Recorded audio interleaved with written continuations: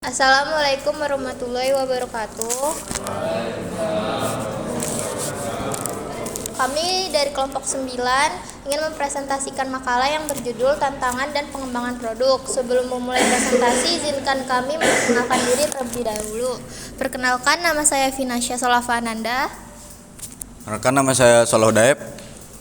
Perkenalkan, nama saya Ali Pramaraditya. Nama saya Abdil Habib. Pengertian tantangan dan pengembangan produk baru. Meluncurkan produk baru memerlukan riset pasar yang menyeluruh, survei, bertemu dengan klien untuk memahami perilaku dan preferensi pembelian mereka. Pengumpulan data survei mempelajari tren pasar sangat penting dalam pengembangan produk baru, dan orang yang salah melakukan hal yang sama akan menyebabkan pemborosan sumber daya perusahaan. Mengidentifikasi individu yang tepat yang memiliki semangat untuk berpikir out of the box dan melakukan sesuatu secara berbeda merupakan tantangan besar dalam pengembangan produk baru. Karyawan yang bekerja hanya untuk gaji tidak akan mampu melakukan keadilan dalam peran seperti itu. 2. Strategi pengembangan produk baru. Perusahaan dapat memperoleh produk baru dengan dua cara. Satu, melalui akuisisi dengan membeli produk orang lain. Cara lain adalah melalui pengembangan produk baru. Dalam Departemen Riset dan Pengembangan perusahaan sendiri, produk baru yang dimaksud sebagai produk orisinil adalah pengembangan produk, modifikasi produk, dan merek baru yang dikembangkan perusahaan melalui usaha riset dan pengembangan mereka sendiri. Yang kedua, proses pengembangan produk. Untuk menciptakan produk baru yang berhasil, perusahaan harus memahami pelanggannya, pasar, dan pesaing, serta pengembangan produk yang memberikan nilai yang unggul bagi pelanggan. Tahap utama dalam pengembangan produk baru: 1. Menciptakan ide. Pembangunan produk baru dimulai dengan penciptaan ide, yaitu pencarian sistematis. 2. Penyaringan ide. Banyak perusahaan menginginkan eksekutifnya untuk menuliskan ide produk baru pada format standar yang dapat ditinjau oleh komite produk baru. 3. Pengembangan dan pengujian konsep.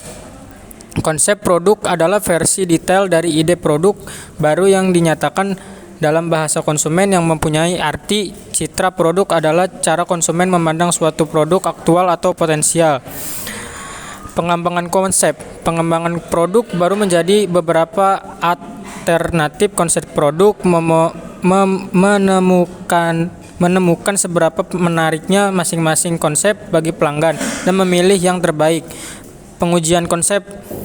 Menguji konsep produk baru dengan kelompok konsumen sasaran untuk mengetahui apakah konsep tersebut mempunyai daya tarik yang kuat bagi konsumen.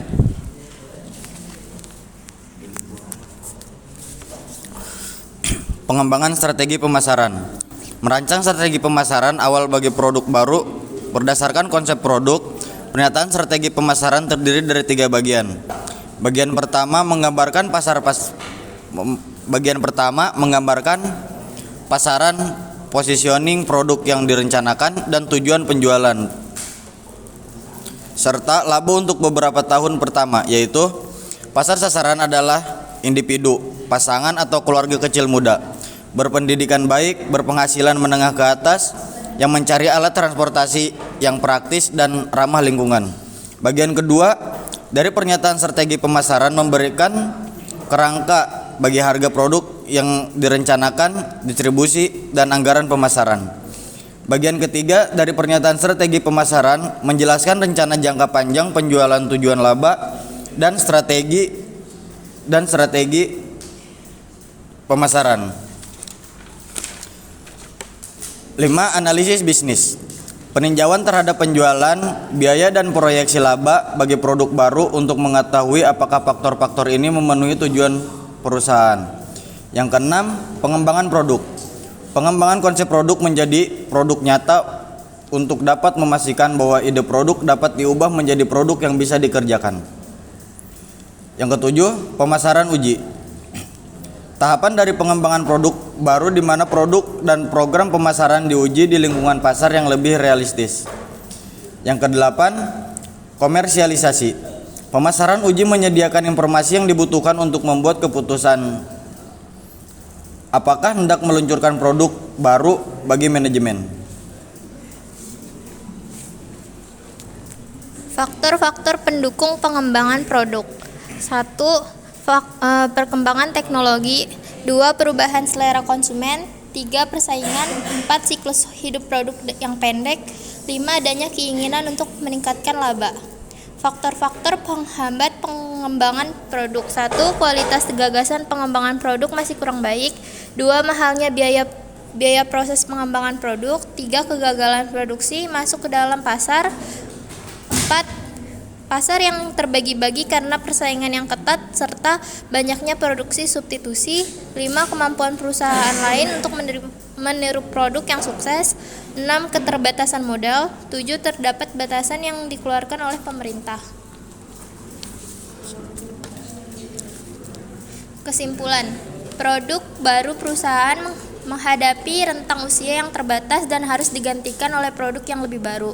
Tetapi produk baru bisa gagal, resiko inovasi sama besarnya dengan imbalannya. Kunci bagi inovasi yang sukses terletak pada keseluruhan usaha perusahaan, perencanaan yang kuat, dan proses pengembangan produk yang sistematis.